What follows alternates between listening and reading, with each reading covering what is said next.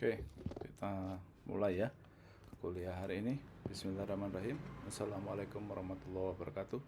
Selamat siang, salam sejahtera bagi kita semua. Hari ini kita akan melanjutkan mata kuliah pengujian software di bab pengujian black box yang pertama ya.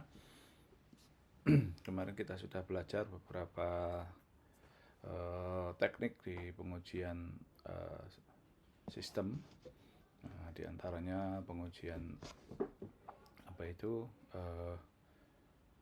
validasi dan beberapa pengujian yang lain.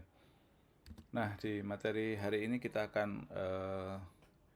melakukan elaborasi di beberapa teknik di dalam metode pengujian dengan black box testing, gitu ya.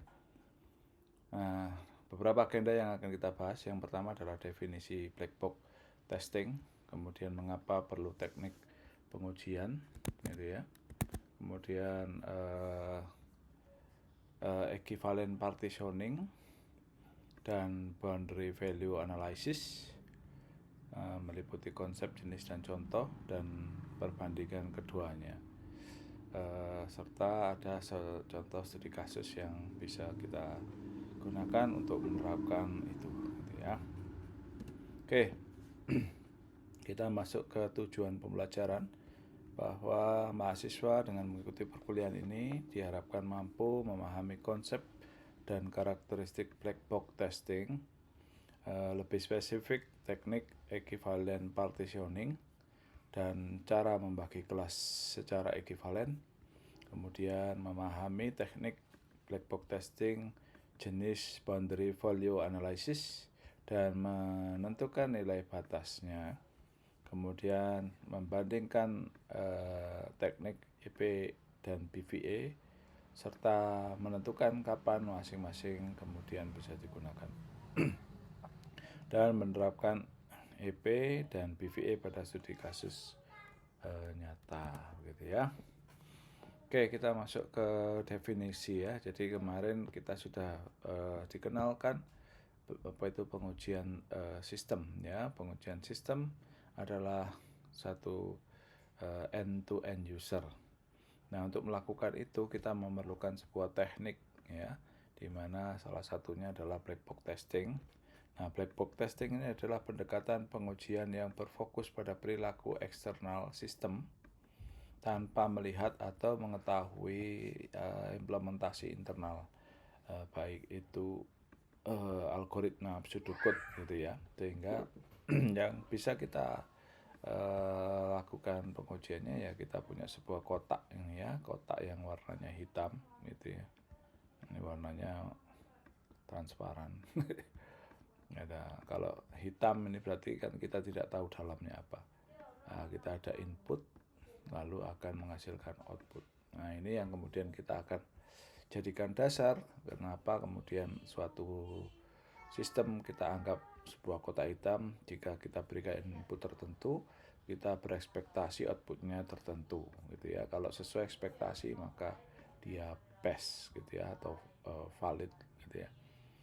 Pass ya, lebih tepatnya pass. Nah, kalau ekspektasinya berbeda, apa hasil ya, ada hasil, output, gitu ya, dan hasil berbeda, ini kita sebutnya fail gagal, gitu ya.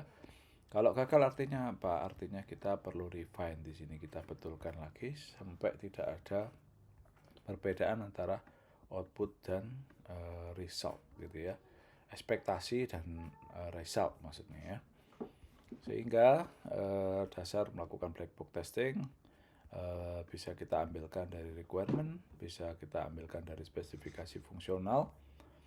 Kenapa kemudian disebut black box? Karena sistem diperlakukan sebagai kotak gelap yang tidak tahu apa saja kompleksitas yang ada di dalamnya. Juga bisa kita berlakukan untuk unit testing. Nah, ini sebetulnya praktek di industri ya. Jadi di industri itu kadang-kadang developer, gitu ya, developer itu tidak diberikan pseudocode atau flowchart ya, cukup diberikan test case driven ya, atau TDD, test driven development. Nah, buatlah nanti unit gitu ya yang melakukan komputasi ABCD, inputannya begini, outputannya begitu. Nah, sehingga unit testing ini bisa kita berlakukan black box. Syaratnya apa? Syaratnya itu tadi, kita tidak diberikan ketentuan apapun terkait algoritma apapun ya. Jadi kita bebas menggunakan cara bagaimana. Nah, begitu ya. Ini yang banyak praktek di industri. Kenapa di industri kok tidak sama dengan teori begitu ya? Kita tahu di industri itu dia punya sangat target gitu ya. Dia punya apa itu, sesuatu yang KPI-nya itu kecepatan gitu ya, produktivitas gitu ya. Kemudian ya menganggap developernya memiliki kemampuan gitu ya untuk membuat pseudocode yang mumpuni, sehingga dia cukup diberikan test driven atau apa itu test case gitu ya. Nah, di mana kodenya akan diperlakukan seperti black box gitu ya. Nah, ini integration testing. Nah, ini mungkin dua konsep ini agak aneh ya, agak susah dipahami ya, bahwa black box testing ini mestinya diterapkan pada level yang lebih tinggi gitu ya. Tapi bukan tidak mungkin kita melakukan itu ya. Prinsipnya kalau kita punya inputan tertentu, outputannya seperti apa, nah itu namanya black box testing gitu ya. Nah, sebaiknya ya kalau unit testing sebaiknya apa? Sebaiknya ya white box gitu ya. Ada dasar rancangan gitu ya. Kalau integration ya kita pakai kelas diagram. Nah, ya benar-benar black gitu ya. Nah, jadi agak gray gitu ya. Oke. Masuk ke karakteristik black box testing ya. Nah, yang diuji di dalam pengujian black box ini adalah fungsi dan fitur sesuai requirement. Gitu ya. Kemarin kita ada pengujian validitas, pengujian validasi, kita mengikuti skenario gitu ya, kita mengikuti requirement. Nah, mengikuti requirement itu nantinya akan kita jadikan test case. Nah, kita anggap yang kita uji ini black box ya. Kita berikan test case requirement ABCD, harusnya dia berperilaku sesuai dengan apa yang kita ekspektasikan gitu ya. Output dan ekspektasi dan output gitu ya.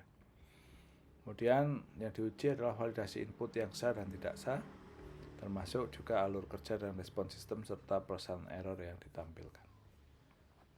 Nah, yang dihiraukan atau tidak perlu ditampilkan atau tidak perlu diperhatikan adalah struktur kode internal. Jadi tidak lagi kita mengukur programmer benar-benar menggunakan algoritma tertentu ya, karena itu sudah pada tataran yang lebih rendah pengujian unitnya, atau logika algoritma dalam fungsi atau arsitektur atau database ya. Yang penting dia masukkan sesuatu, outputnya sesuatu. Bahkan ekstrimnya bahasa pemrograman yang digunakan gitu ya. Jadi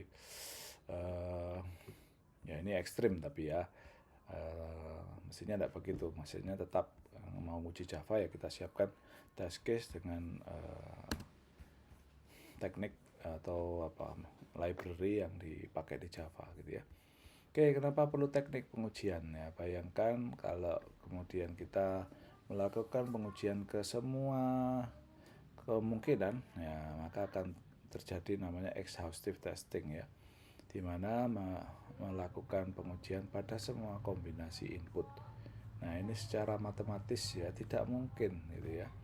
Nah, bayangkan ada input integer 32 bit, maka diperlukan 4 miliar test case.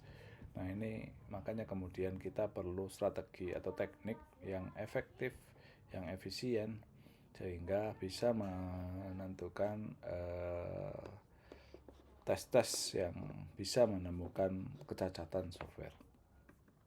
Oleh sebab itu, karena melakukan pengujian yang semua kombinasi atau exhaustive testing ini tidak mungkin, maka kita harus punya strategi ya yang efisien namun efektif. Berfokus pada pengujian area yang paling beresiko mengandung bug. Nah, teknik utamanya, nah ini untuk pertemuan kali ini kita bahas dua bagian ini ya. Selebihnya nanti kita bahas di pertemuan selanjutnya. Teknik ini memungkinkan cakupan maksimal dengan jumlah test case yang minimal. Oke, kita masuk ke konsep pengujian black box yang pertama, yaitu equivalent partitioning, di mana equivalent partitioning ini memiliki pendekatan bahwa untuk melakukan pengujian kita itu tidak perlu melakukan semuanya. Kita cukup bayangkan itu ya. Nah, kita punya bayangan himpunan itu ya. Himpunan ini kemudian himpunan apa? Himpunan test case gitu ya. Nah, himpunan test case ini kita bagi dua, satunya yang valid, satunya yang invalid gitu ya. Prinsip dalam pengujian itu tidak boleh happy pet ya, tapi semua pet kan begitu ya. Nah, semua pet ini terakomodir di proses valid dan invalid ya. EP membagi domain input menjadi kelas-kelas ekuivalen di mana setiap nilai dalam satu kelas diasumsikan akan berperilaku sama. Bayangkan area ini, kemudian kita ujikan di sini, kita ujikan di sini, di sini. Nah, harusnya dia melakukan sesuatu yang sesuai ekspektasi kita, gitu ya. Sebaliknya, kalau kita ujikan di sini, diujikan di sini atau di manapun, data manapun, ini asumsinya data ya, percobaan ya, test case. Dia tetap melakukan atau menampilkan sesuatu yang dilarang gitu ya, yang tidak sesuai ketentuan gitu ya. Manusia boleh makan makanan, tidak boleh makan benda mati ya. Nah, gimana cara mengujinya? Ya kita kasih makanan dan benda mati gitu ya. Nah, analoginya seperti itu gitu ya. Jika satu nilai dalam kelas lolos, nah ini ya, area ini lolos, maka semua di kelas ini ya pasti lolos. Jika satu nilai dalam kelas ini gagal, maka semua nilai diasumsikan gagal. Sehingga tujuan dari pengujian ini adalah meminimalisir jumlah test case tanpa kehilangan cakupan domain, gitu ya. Nah ini bagaimana kemudian kita melakukan equivalent partitioning. Nah jangan lupa namanya partisi itu artinya kan pembagi. Nah di mana pembagi ini kemudian kita bisa tentukan ada dua, satunya valid partition, satu lagi invalid partition. Valid partition berarti kelas input yang diterima oleh sistem, artinya sesuatu yang happy gitu ya, sesuatu yang boleh masuk ke dalam sistem dan menghasilkan sesuatu sesuai ekspektasi, menghasilkan respon normal atau sukses. Contoh ya, untuk pekerjaan umur minimal di 17 dan maksimum 60 gitu ya. Nah, contoh invalid partition bagaimana? Invalid partition adalah kelas yang menggunakan data yang pasti ditolak oleh sistem. Gitu ya, bayangkan kalau kemudian ada regulasi 17 sampai 60 untuk boleh bekerja, maka kita harus uji coba antara umur kurang dari 17 atau lebih dari 60. Jadi ada dua gitu ya, yang satu yang valid, yang kedua invalid. Walaupun kalau kita gambarkan dalam himpunan itu bisa jadi beberapa bagian gitu ya, tapi analoginya equivalent itu ya tadi kemungkinan tadi dibuat jadi sesuatu yang equivalent gitu ya. Nah, kita perhatikan di sini aturan bagian identifikasi range input dari requirement, tentukan batas atas dan batas bawah, dan buat minimal satu valid partition. Jadi yang dibuat adalah partition. Partition itu area gitu ya, area ini misalkan area itu apa artinya ya, kita coba di sini pun as long as di dalam area maka dia harus valid, harus apa itu berperilaku sesuai ketentuan. Sebaliknya area invalid, nah, mau dites di sini ataupun di sini ataupun di sebelah sini atau sebelah sini, harus sistem menjawab sebagai sesuatu yang invalid ya, yang tidak diterima oleh sistem. Nah, sehingga equivalent partitioning itu seperti itu. Nah, contoh sistem tadi menerima umur karyawan 17 sampai 60, maka kemudian ada invalid 1, umur kurang dari 17, statusnya ditolak. Contoh nilainya berapa ya, boleh kita kasih sembarang gitu ya, sekuat kita mencobanya. Tapi syaratnya apa? Syaratnya harus di kelas invalid, di bawah umur 17. Kemudian yang kedua adalah valid. Nah, area 17 sampai 60, maka kita boleh coba semua 17, 30, 60 bebas asalkan di dalam area itu. Nah, yang terakhir, ini ya statusnya harus diterima, harus menghasilkan dia bisa bekerja.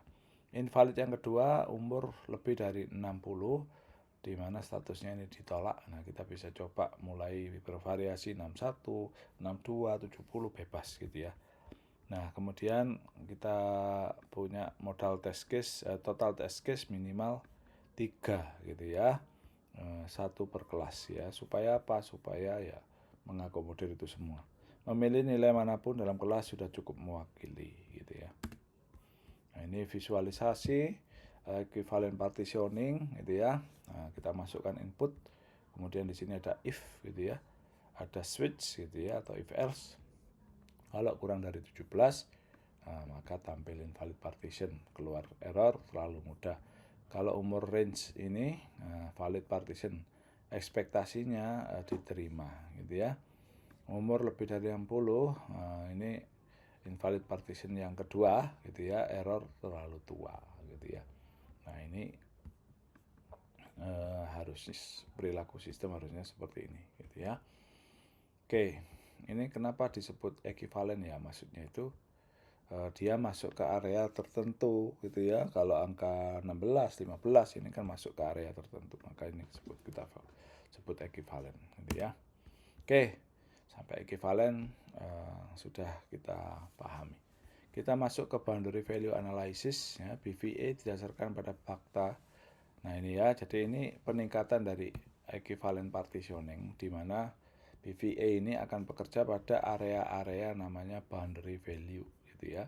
Bahwa bug itu seringkali muncul di nilai-nilai batas atau boundary, bukan di tengah domain gitu ya, sehingga programmer mudah salah pada kondisi kurang dari sama dengan, kurang atau lebih dari sama dengan atau lebih gitu ya. Off by one error adalah satu bug yang paling umum dalam software ya. BVA tidak bisa menggantikan EP, tetapi BVA ini melengkapi EP dengan presisi pada batas gitu ya.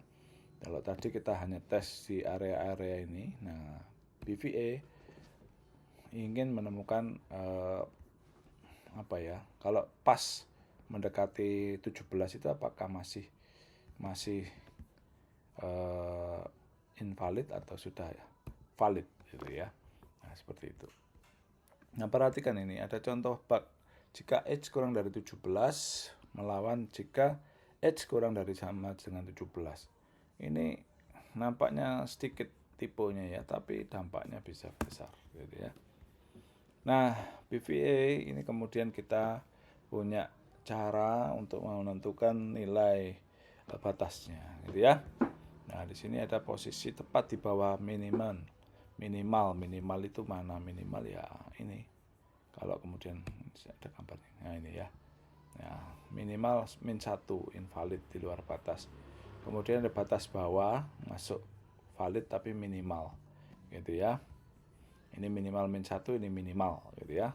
Satu di atasnya bingung ya. Gambarin aja deh. Nah, kita misalkan punya batas begini ya, 17 gitu ya, sama tadi apa tadi 60 ya.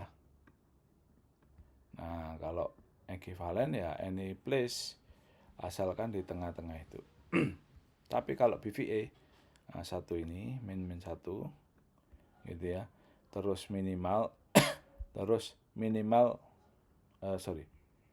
ini salah ya. Ini bisa ya kita tambahkan minimal +1 ya. Oh ya, ini ada ini 1 minimal +1. Jadi ini apa berarti 16, 17 dan 18 misalkan. Kemudian 60 kurang 1 pas 60 dan 61 gitu ya. Nah, berarti di sini ada 59, ada 60 dan 61 gitu ya. Nah, begini. Jadi ini kita sudah punya data atau test case BVA ya. Jadi kalau tadi sembarang angka asalkan tidak melewati batas gitu ya. Nah, jangan lupa bug itu ternyata munculnya di sekitar sini, di batas-batas ini. Karena seringkali developer itu tidak teliti atau keliru di dalam mendefinisikan gitu ya, logiknya kebolak-balik. Sehingga dengan BVA ini bisa menjadi lebih komprehensif pengujian kode kita gitu ya. Batas atas max, tepat di atas max gitu ya, dan satu di bawah max gitu ya. Nah, ini ada contoh kalau batasnya 17 sampai 60 gitu ya. Sehingga digambarkan di sini ini minimal, ini maksimal gitu ya. Tambahkan yang minimal min 1 dan minimal min 1 gitu ya. Ini invalid, ini valid, ini valid, valid, valid, invalid gitu ya. Nah, jadi ada 6 berapa ya? 6 ya. 6 angka yang kemudian kita tes ke dalam algoritma itu atau apa itu sistem itu gitu ya. Nih, ini. Kalau tadi kan hanya 3 saja ya, area ini. Nah, tapi biar lebih spesifik kita tambahkan BVA. Oke, kita masuk ke perbandingan EP dan BVA gitu ya. Nah, di EP ini ada beberapa aspek yang kita ingin sampaikan ya. Yang pertama, equivalent partitioning hanya berfokus pada kelas domain input ya. Jadi dia berfokus pada domain-domain yang sudah didefinisikan. Sementara BVA dia area kerjanya di tepi batas gitu ya. Nah, lebih teliti lagi gitu ya. Tujuannya, nah ini mengurangi jumlah test case gitu ya. Sementara kalau BVA ini namanya deteksi off by one error. Jadi prinsipnya dia ingin mendeteksi data yang mendekati batas-batas yang namanya BVA, Boundary Value Analysis. Jumlah tes, nah ini 1 tes per kelas gitu ya. Nah, kalau BVA ini lebih 2 per batas min max ya. Jadi kalau tadi ada ya minimal tadi 4 tadi ya. Kalau ini tadi kan saya contohkan 6. Tapi bisa jadi kita kurangi lagi gitu ya. Ini, terus mana lagi ini dan ini 4 gitu ya. Ininya nggak usah dites, nggak apa-apa gitu ya, karena sudah pasti. Nah, lalu ada cakupan ya. Cakupan ini domain keseluruhan, kemudian BVA ini presisi pada batas. EP cocok untuk range tipe kondisi, sementara BVA kalau kita punya data rule yang berkaitan dengan angka, tanggal, panjang, string, nah ini baru kita pakai BVA gitu ya. Oke, kapan kita menggunakan EP, BVA atau keduanya gitu ya. Nah, IP ini akan menjadi cukup komprehensif bila input bersifat kategorikal, bukan numerik, gitu ya. EP juga akan efektif jika tidak ada batasan nilai yang tegas, gitu ya. Contohnya ya, misalkan laki-laki perempuan atau aktif non-aktif. Nah, ini boleh pakai EP, gitu ya. Kuncinya di mana? Kuncinya di tegas ini ya. Tidak boleh ada yang ya hitam-hitam, putih-putih, gak ada yang abu-abu gitu ya intinya. Kemudian semua nilai dalam kelas benar-benar ekivalen gitu ya. Nah, kapan BVA diperlukan? Nah, ini ya, kalau kemudian kita punya input berupa angka dengan range yang ketat, ini kemudian kita perlukan. Kondisi kurang dari sama dengan, lebih dari sama dengan, yang kritis di logika gitu ya, sehingga kita perlu menempatkan atau memilih data sesuai dengan kondisi tersebut. Contoh limit transaksi ya, bayangkan transaksi di Shopee itu kalau orang guna biasa itu 20 juta ya. Saldonya ya, 20 juta gitu ya. Tidak boleh lebih dari itu gitu ya. Atau usia. Usia kalau orang kredit itu ada batasannya. Kalau sudah tua tidak bisa kredit gitu ya. Atau diskon gitu ya berdasarkan kuantitas tertentu. Nah, EP kita juga bisa kombinasikan supaya cakupan menjadi lebih optimal gitu ya. Nah, ini ada sebuah contoh studi kasus form input jumlah order. Sistem e-commerce menerima input order dengan aturan minimal 1 item, maksimal 100 item per transaksi. Sehingga dari situ ada requirement jumlah order harus berupa bilangan. Untuk capai itu ya ada cara tambahan requirement order harus bilangan bulat positif, nilai minimum 1, nilai maksimum 100. Di luar range, sistem menampilkan pesan error yang spesifik. Tugas menentukan test case menggunakan EP dan BVA. Gitu ya. Nah, kita gunakan EP dulu ya, pendekatan EP equivalent partitioning, maka kita cari dulu kelas-kelasnya gitu ya. Nah, ada tadi 1 gitu ya sampai 100 gitu ya, 1 sampai 100 gitu ya. Nah, kalau EP prinsipnya apa? Prinsipnya ya tadi ada batas-batas ini. Ini valid, ini apa itu invalid, ini invalid gitu ya. Maka kita boleh tes di area ini dan ini gitu ya. Caranya bagaimana ya? Kita tentukan kalau invalid bawah, intinya kurang dari 1, kita order 0. Harusnya apa? Harusnya ditolak gitu ya. Nah, ini test case-nya 5. Nah, ini dilayani. Nah, jadi ini test case ya. Test case itu suatu cara dan perilaku dari sistem ketika kita berikan sesuatu gitu ya. Bayangkan kita punya method order gitu ya, dengan 2 parameter. Ini kita perlakukan order ini sebagai black box ya. Kita masukkan sesuatu di sini, jumlah pesanan, itu quantity gitu ya. Kemudian ini adalah prosesnya, berapa ordernya gitu ya. Jadi quantity parameternya order. Nah, jumlahnya ini jumlah apa ya? Yang dilakukan, yang selesai gitu ya. Nah, bayangkan kita order 5, maka harusnya ditolak. Dan yang diproses datanya ordernya adalah 0 gitu ya. Maksudnya begitu ya. Nah, yang kedua valid ya. Valid ini 1 sampai 100. Nah, kalau 1 sampai 100 gimana? Nah, misalkan kita pesan 1 gitu ya. 50 gitu ya, atau 100 gitu ya. Oh, ini salah ini saya. Maaf ya, saya revisi ini ya. Jadi ini test case bahwa yang dimasukkan di sini adalah yang nilainya kurang dari min 1 gitu ya. Ini bukan parameter. Oke, saya revisi ya, saya ngeblank tadi. Kurang dari 5 atau 0 ini masuk ke range 1, kurang dari 1. Nah, yang valid ini 1, 50 dan 100 gitu ya. Dia berada di dalam area, statusnya harusnya diterima. Kemudian invalid atas ini lebih dari 100 gitu ya.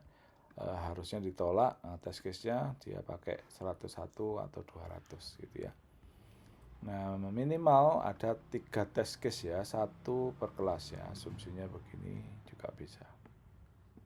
Nah, kita coba pakai data min 5 hasilnya ditolak, atau coba 1 hasilnya diterima, kita coba 1 harusnya hasilnya ditolak gitu ya. Nah, ini EP ya. Berikutnya BVA ya. BVA adalah boundary value analysis yang kemudian kita sesuai aturan tadi ada 1 sampai 100 gitu ya, maka kita akan cari batas-batasnya min 1 max plus 1 min plus 1 gitu ya. Kita punya 1 ini 100 gitu ya. Nah, gitu ya, kita kurangkan 1 berapa?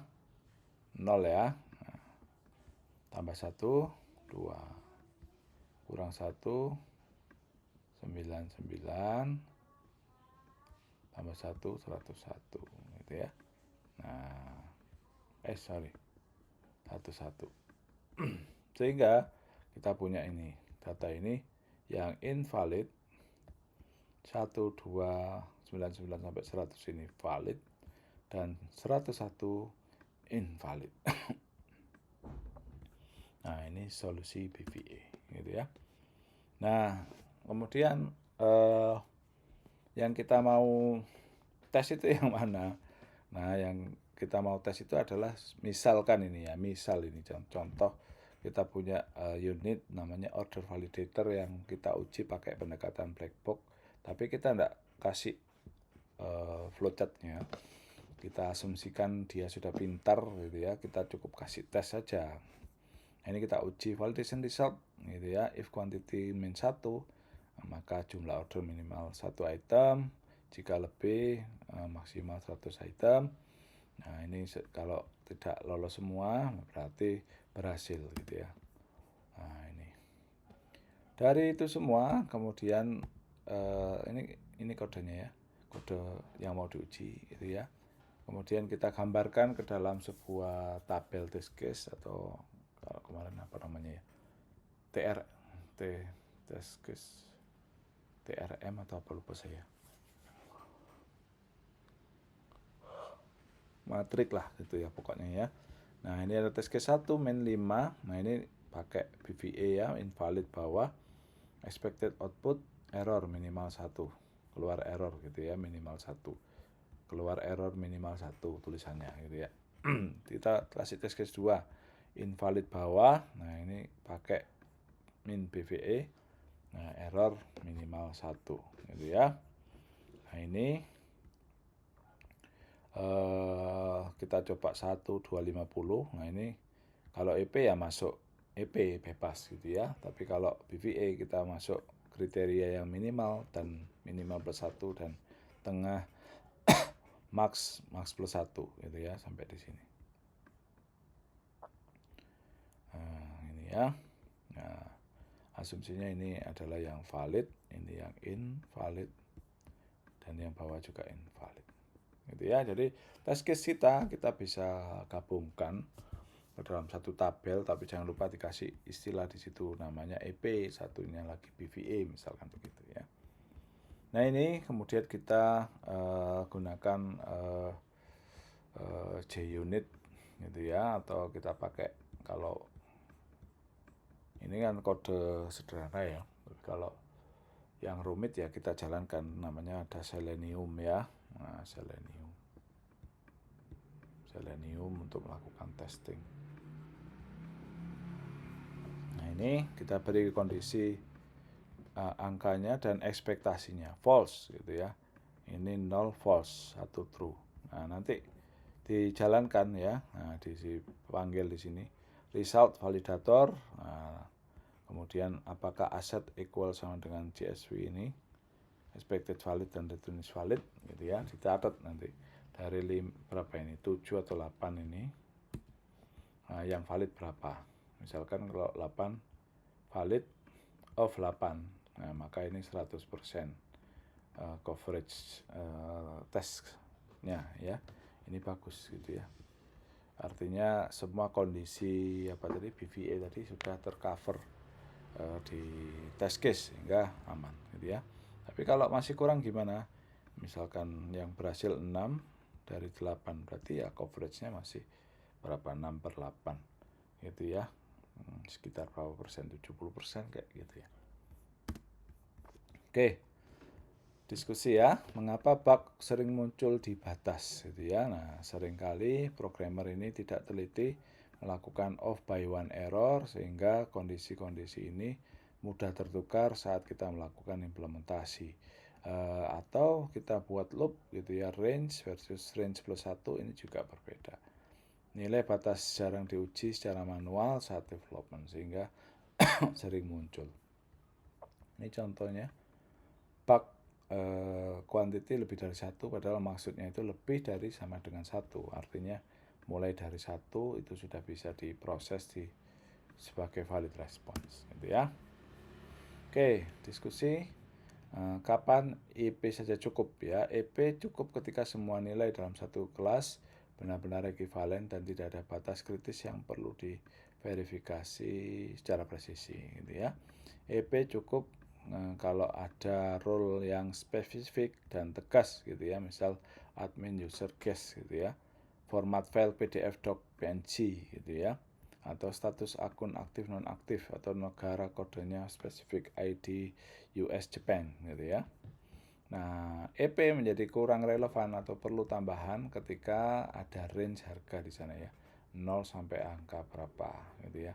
Ada angka umur misalkan 17 sampai 60. Ada panjang password 8 sampai 32 karakter.